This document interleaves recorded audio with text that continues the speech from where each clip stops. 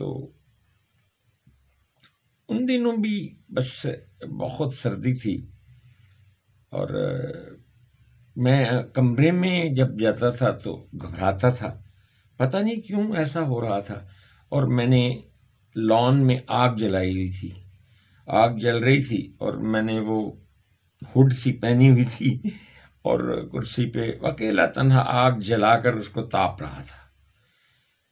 تو تھوڑی دیر بعد بچہ بھاگا آیا. میں نے کہا خلا خدا خیر کرے، کیوں آ رہا ہے؟ تو آیا تو اس نے آ کے مجھ سے کہا کہ فون آپ کا موبائل اندر رہ گیا. تو میں اس لیے لایا نہیں کہ آپ کا مزاج ہوتا ہے، آپ بس اوقات فون سننا نہیں چاہتے، بیمار رہتے ہیں. تو اگر آپ مناسب سمجھیں دیکھ لیں کس کی بیل ہو رہی ہے. مسلسل کوئی شخص جو ہے وہ آپ سے رابطہ کرنا چاہ رہا ہے. خیر میں اٹھا اور اندر چلا گیا. جا کر کمرے میں نے فون اٹھایا تو ایک میرے محسن تھے آرمی میں، 50 بیٹری لائٹ ایک اس میں وہ لیفٹیننٹ کرنل تھے اسلم نیازی صاحب. تو 50 بیٹری 43 لائٹ ایک یاد آ گیا مجھے. تو ان کا فون تھا. خیر آئی گیو ہم بیک رنگ میں نے کیا تو وہ بہت پریشان تھے. انہوں نے مجھے کہا کہ سلطان صاحب صوبیدار بنارس بیگ صاحب کی ڈیتھ ہو گئی ہے.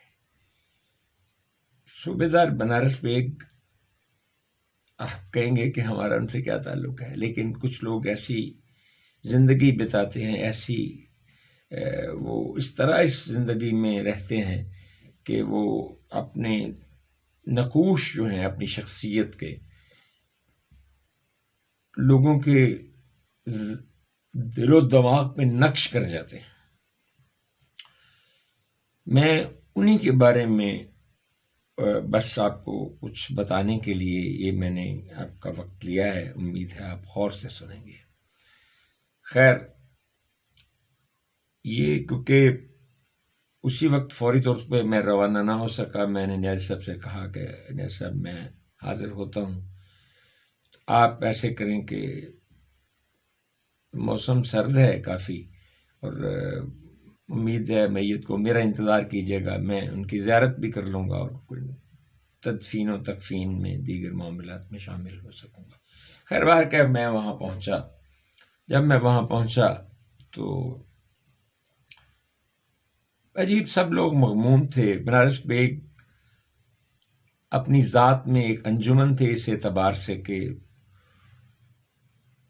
میں اگر یہ کہوں کہ اس شخص سے اگر کسی کا کوئی فائدہ ممکن نہیں ہو سکا تو نقصان کم از کم کی ایکسٹینڈ ہے گارنٹی کہ وہ نہیں انہوں نے کیا، کبھی ممکن ہی نہیں تھا. اتنی بے ضرر شخصیت تھی، بہت حسین چہرہ تھا، بہت خوبصورت انسان تھا. ریٹائر ہونے کے بعد خصوصی اجازت لے کے مجھے کرنل صاحب نے کہا کہ انہوں نے یہاں کہا کہ مجھے رکنے کے لیے کچھ وقت چاہیے. پھر میں واپس جیلم کے علاقہ میں کہیں وہ رہنے والے تھے. وہاں کے کہانی ان کی بس صرف یہ تھی کہ بچپن میں بنارس بیگ صاحب قرآن پڑھتے تھے. مجھے تاریخ کیسو لبنہ یاد آتی ہے کہ عبدالحلیم شرر نے لیلا اور مجنوں کی جو داستان لکھی ہے یہ اس سے اس طرح نہیں ہے، اس سے ہٹ کے ہے لیکن مختلف ہے اور اثر انگیز ہے. مجھ پر اس نے جو اثرات مرتب کیے ہیں، میں تو کم از کم ہر لمحہ جب کبھی ایسی کیفیت بنتی ہے اور کوئی ایسا وقت آتا ہے جب کہنے کہ کوئی چیز بھی ساتھ نہیں دیتی، لفظ کم پڑ جاتے ہیں کہ ان سے کوئی بیانیہ بنا سکے. تو بنارس بیگ صاحب درس میں پڑھتے تھے، قرآن پڑھنے، والدین ناظرہ قرآن بچوں کو ہوتا تھا کہ پڑھنے جائیں، تو ان کو ایک ساری بچی پڑھتی تھی. وقت گزر گیا، جوان ہو گئے، بلوغت، پھر یہ وہ سارا کچھ، لیکن یہ شخص اظہار نہیں کر سکا کہ وہ بچی اسے اچھی لگتی تھی. معصوم بچے تھے، دل میں کوئی علائش، کوئی گناہ کا تصور ہی نہیں تھا. پھر یوں ہوا کہ انہوں نے وہ محبت اپنے دل میں ایسی بسا لی کہ بس اسی کائنات میں بسنے لگے، ایک الگ سی دنیا اپنی آباد کر کے بیٹھ گئے۔ وہ خاتون کی شادی بھی ہوگی، وہ نانی دادی بن گئی، اور آج اصل میں صاحب نے کہا کہ یہ دیکھیں، انہوں نے ایک بکسا کھولا بہت بڑا، جو ہر آرمی والے کے پاس فوج میں ہوتا ہے، جب وہ سپاہی بھرتی ہوتا ہے ایک بکسا وہ بنا لیتا ہے، یہ دیا جاتا ہے، یہ مجھے خبر کیا ہوتا ہے، لیکن سب کے پاس ہوتا ہے، اس میں اس کا نمبر ہوتا ہے، اس کا پاک نمبر درج ہوتا ہے کہ اس کا یہ نمبر ہے، اس کا یہ نام ہے، اس کا یہ پتہ ہے۔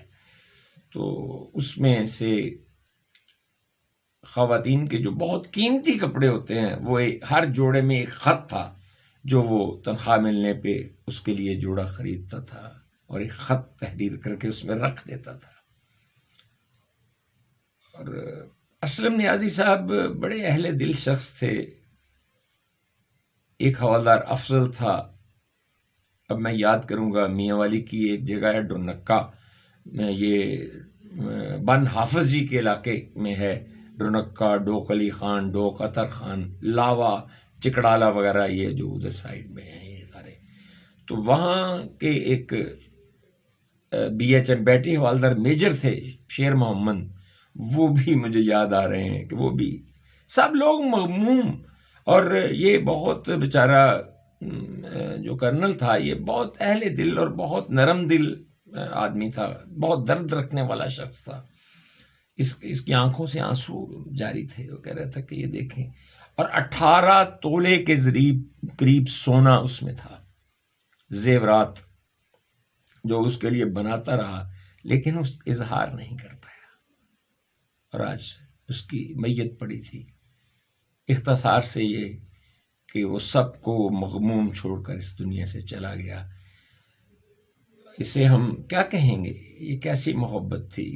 یہ کیا ہے؟ اسے آپ کیا بزدلی سے تعبیر کریں گے؟ یا وہ زمانے کو اس لائق خیال نہ کر سکے، یا ان کے گھریلو حالات کچھ ایسے تھے، یہ کیا تھا جس نے وہ اظہار بھی مشکل ہے، کچھ کہہ بھی نہیں سکتے، مجبور ہیں، اف اللہ، چپ رہ بھی نہیں سکتے، میری یہی کیفیت ہے۔ اور لوگ تو انجمن پکچر مجھے یاد آ رہی ہے کہ وہ کہتی ہے کہ اتنا احسان مجھ پہ کر دینا دل کی حسرت نکالنے کے لیے، پھول صحرے کے چند بچا لینا میری تربت پہ ڈالنے کے لیے۔ اب اس کے پاس تو کچھ نہیں تھا، اس کو یاد کرتے ہوئے مجھے یقین ہے کہ اس نے اپنی جان آفرین کے سپرد کی ہوگی۔ یہ بس میں نے آپ کو یہ آپ سے کہانی شیئر کرنی تھی۔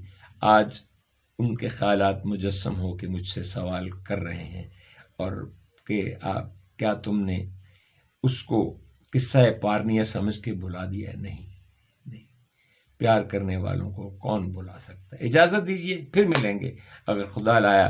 یہ آپ کو میں اپنے سامنے پا رہا ہوں، اپنے محسنین کو، اللہ آپ کو سلامت رکھے، لیکن اظہار ضروری ہے، اظہار کے بغیر پھر انسان بنارس بیگ نہ کہیں ہو جائے۔ اللہ حافظ ناصر۔